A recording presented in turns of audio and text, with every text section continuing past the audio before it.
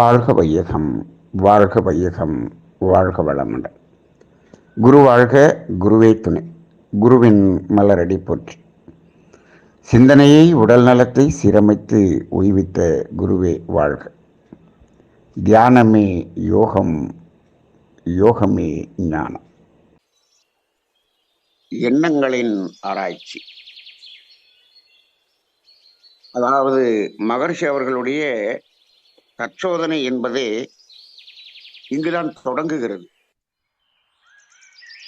ஏனென்று சொன்னால், ஒரு மனிதனின் வாழ்க்கை என்பதே இங்குதான் தொடங்குகிறது. எண்ணங்களிலிருந்துதான் சொல்லாகவோ செயலாகவோ மாறுகிறது. அப்போ ஒரு மனிதன் ஒரு செயலை செய்கிறான் என்று சொன்னால் அதற்கு மூலம் எண்ணம்.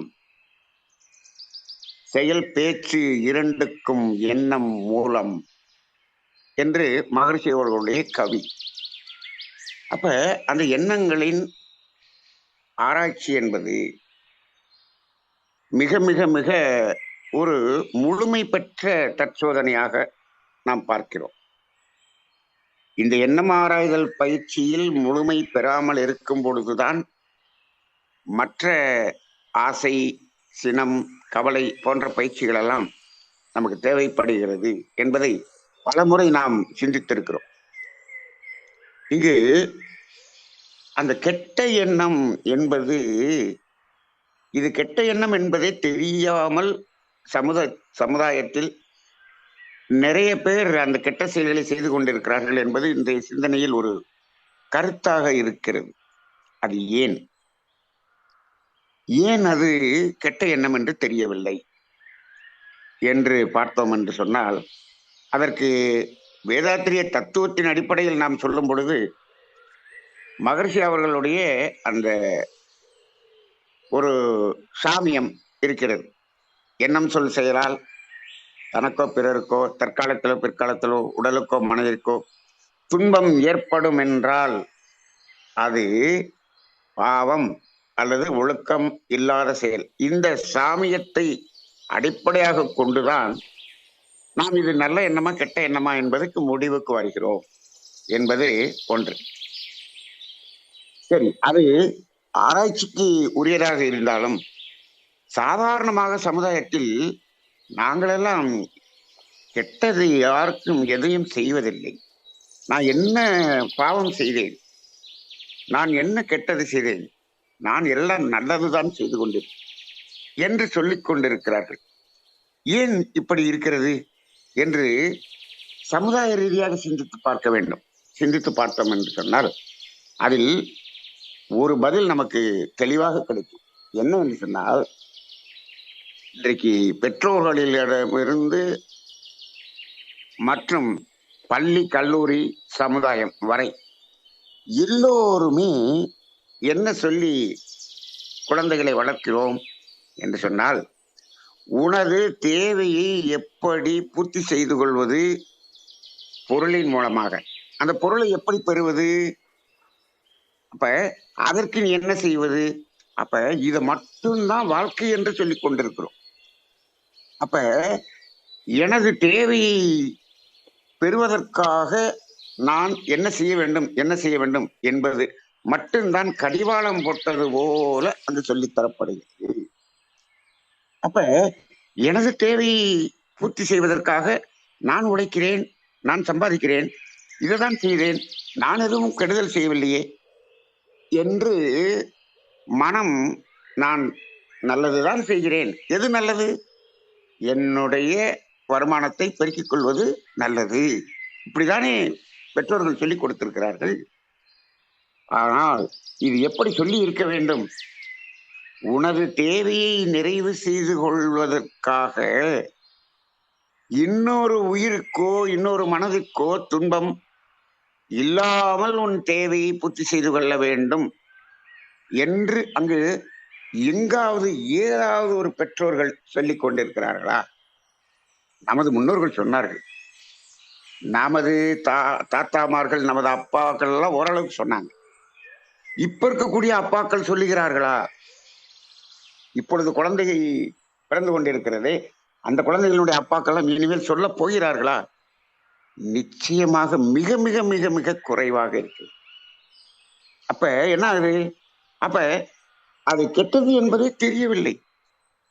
நான் உழைத்து நான் பொருளீட்டுகிறேன், இது நல்லதுதான் என்று ஒரு முடிவுக்கு வந்து விடுகிறான். அப்ப அந்த இடத்துல மகரிஷியினுடைய இந்த சாமியம் இந்த உலகம் முழுவதும் இப்ப வாழ்க வையகம் வாழ்க வளமுடன் அப்படிங்கிற வார்த்தையை எப்படி சமுதாயம் முழுவதும் ஓரளவுக்கு விரிந்து சென்றிருக்கிறதோ அதுபோல இந்த ஒடுக்கம் என்பதனுடைய சாமியமும் என்ன ஆகணும்? எல்லா பக்கமும் விரிந்து சென்றிருக்க வேண்டும். அப்ப ஒரு தேவையை நிறைவு செய்து கொள்வதற்கு பிறரை கெடுத்து நீ வாழாதே, இதுதான் பேசிக்கான அறம் என்பதை சொல்ல வேண்டும். சரி, இதுல தேவையின் அடிப்படையில் இயற்கை துன்பத்தை போக்கக்கூடிய அந்த செயல்கள் எல்லாமே தேவையின் அடிப்படையில் இருக்கக்கூடிய செயல்கள் என்று அதை அப்படி ஒரு எண்ணம் வந்தது என்று சொன்னால் அதை நிறைவேற்றியே ஆக வேண்டும் என்று இன்றைக்கு சிந்தனையில் கொடுத்திருக்கிறோம். இதை கூட இன்னும் 2 பிரிவுகளாக மகிழ்ச்சி கொடுத்திருப்பார். அதாவது இயற்கை துன்பத்தை போக்கக்கூடிய அடிப்படையில் தேவை என்பது எனக்கு ஏற்படுகிறது என்று சொன்னால் அது தேவை. இதே அந்த தேவை சமுதாயத்தில் பிறருக்கு ஏற்படும் பொழுது வரக்கூடிய எண்ணம் என்பது தெய்வீகத்தினால் வரக்கூடிய எண்ணம்.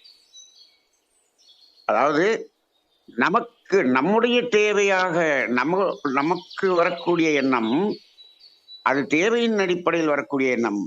பிறருக்கு என்று சொன்னால் அது தெய்வீகத்தின் அடிப்படையில் வரக்கூடிய எண்ணம். அதனால இது ரெண்டையும் அப்படியே ஆராய்ச்சியை செய்ய வேண்டாம் என்று சொல்லிவிட்டார்கள். சரி, மற்றதுக்கெல்லாம் ஆராய்ச்சி செய்யணும். இன்றைய சிந்தனையில எவ்வளவு நாளைக்கு ஆராய்ச்சி பண்றது அப்படிங்கிறது இன்றைய சிந்தனையில் ஒரு முக்கியமான ஒரு கருத்தாக கொடுக்கப்பட்டிருக்கு. எவ்வளவு நாளைக்கு என்ன ஆராய்தல் செய்வது? சில பேர் 25 வருடம் நான் நமது மகரிஷியினுடைய பயிற்சியில் இருக்கிறேன், இப்போ ஒரு வாரம் மௌனத்துக்கு போயிருக்கிறேன், மௌனத்துல என்ன பண்றோம், ஒரு நாளைக்கு என்ன ஆராய்தல் பயிற்சி பண்றேன், ஒரு நாளைக்கு ஆசை சிரமத்தில் பயிற்சி செய்கிறேன், இன்னும் மௌனத்தில் இந்த தற்சோதனை பயிற்சிகளையே கொடுத்து கொண்டிருக்கிறார். மௌனம் தற்சோதனை என்பது பயிற்சி காலம். 25 வருஷம் கழிச்சு மௌனத்துல தற்சோதனை பண்ணிக்கிட்டு இருந்தா அது உண்மையான மௌனமாகவே இருக்காது. இன்னும் சொல்ல போனால் இந்த எண்ணம் ஆராய்தல் பயிற்சி ஒரு காலகட்டத்தில் என்ன ஆக வேண்டும் என்று சொன்னால் அது ஒரு குறிப்பிட்ட காலம் என்று வைத்துக் கொள்ளுங்கள். இது 48 நாள் அல்லது 3 மாதம் இல்ல 6 மாதம் ஏதோ ஒரு நாள் எடுத்து அதன் பிறகு எண்ணம் தோன்றும் போதே அந்த இடத்தில் ஆராய்ச்சி வந்துவிட வேண்டும். அப்படி இன்ஸ்டன்டா நடக்கணும்.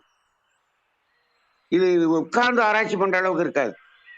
நாம என்ன பண்றோம், ஆபீஸ் போறோம், முதல் ஆபீஸ் போறோம், எந்த பக்கம் போகணும், எப்படி திரும்பணும், அங்கங்க கேட்டு கேட்டு கேட்டு கேட்டு போனோமா போகணும். எவ்வளவு நாளைக்கு அப்படி போனோம், இதே போய்கிட்டு இருந்தோம். இப்ப 1 வருஷம் வேலை பார்த்தாச்சு ஆபீஸ்ல. இப்போ ஆபீஸை மாத்திட்டாங்க.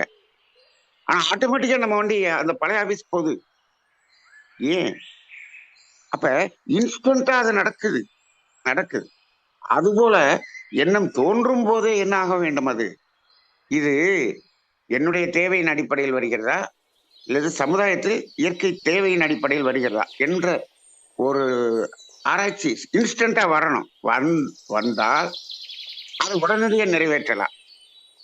அப்படி இல்லை என்று சொன்னாலும் அது பழக்கத்தாலோ பிறர் மன தூண்டுதலாலோ சூழ்நிலையாலோ கர்வமைப்பாலோ வருகிறது என்று சொன்னாலும் இது நன்மையா தீமையா தனக்கோ பிறருக்கோ இந்த ஃபார்முலா ஒரு சன நேரத்தில் நமக்குள்ளாக அந்த முடிவோடு அந்த எண்ணம் வெளிவர வேண்டும்.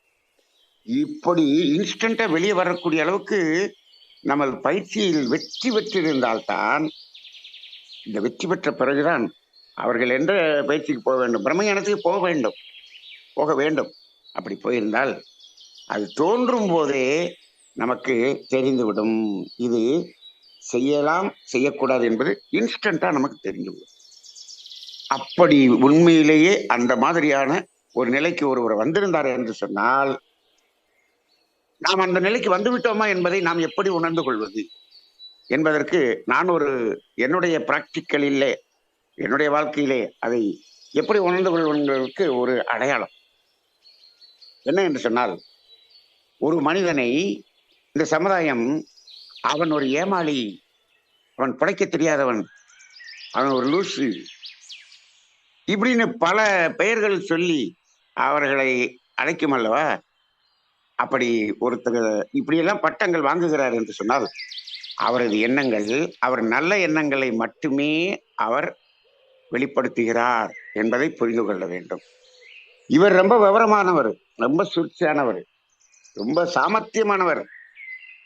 அவர்கிட்ட நல்ல எண்ணங்கள் கொஞ்சமாக வரும், கெட்ட எண்ணங்கள் அதிகமாக இருக்கும். அதுதான் இப்போ இந்த சமுதாயம் எதை விரும்புகிறது பாருங்கள். முழுமையாக நல்ல எண்ணங்களாக இருப்பவர்களை விரும்பவில்லை. நீ இப்படியெல்லாம் இருந்தா பிழைக்க முடியாதுன்னு சொல்லுது. ஆக இந்த எண்ணங்களின் ஆராய்ச்சி என்பது ரொம்ப ரொம்ப ரொம்ப அவசியமானது.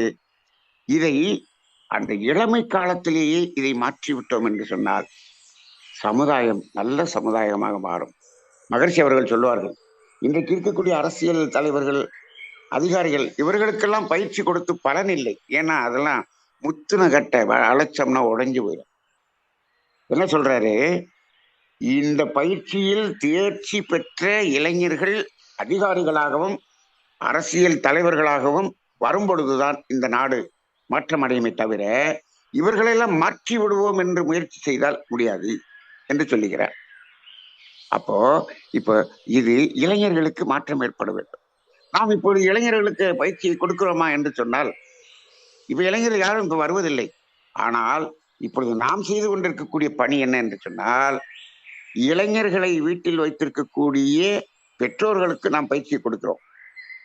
இதை பெற்றோர்கள் அவர்கள் குழந்தைகளுக்கு கொடுக்க வேண்டியது அவர்களுடைய கடமையாக இருக்கிறது. அந்த அடிப்படையில் இன்றைய சிந்தனை ஒரு தேவையான சிந்தனையாக இன்றைய சமுதாயத்திற்கு மிக மிக மிக அத்தியாவசியமான அவசியமான சிந்தனையாக இருக்கிறது. இந்த சிந்தனை உலகெங்கும் பரப்புவோம், அனைவருக்கும் பகிர்ந்து இந்த சிந்தனை ஒவ்வொரு வீட்டிலும் ஒவ்வொரு நபரிடமும் இது சென்றடையக்கூடிய அளவுக்கு இந்த சிந்தனையை நாம் வெளிக்கொணர்வோம். நன்றி, வாழ்க வளமுடன்.